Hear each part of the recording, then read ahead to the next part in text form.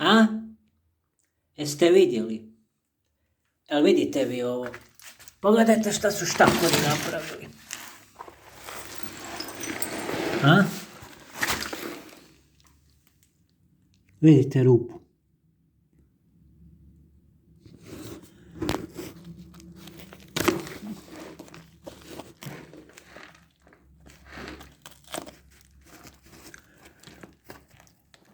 Isuse.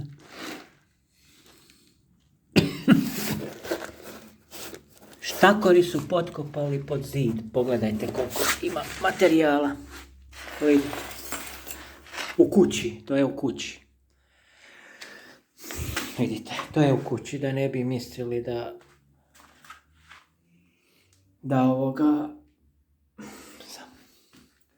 da je to vani. Vidite kantu, puna kanta.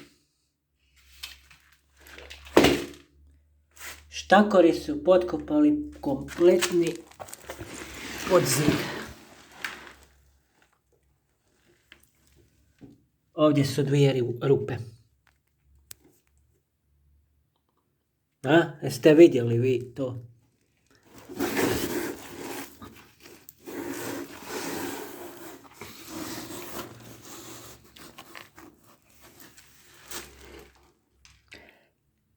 Štakori su najjače životinje na svijetu.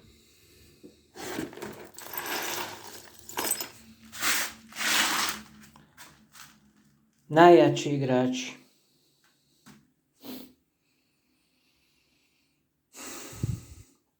Tu je inače bio kauč i fotelja i to sve.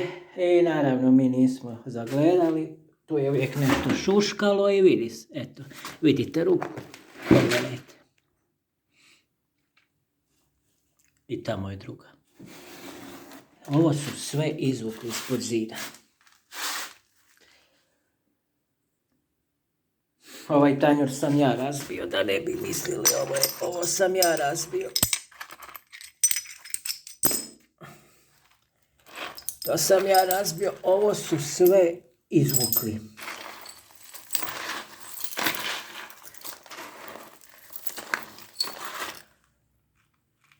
Vidite kak je to preglodano tu.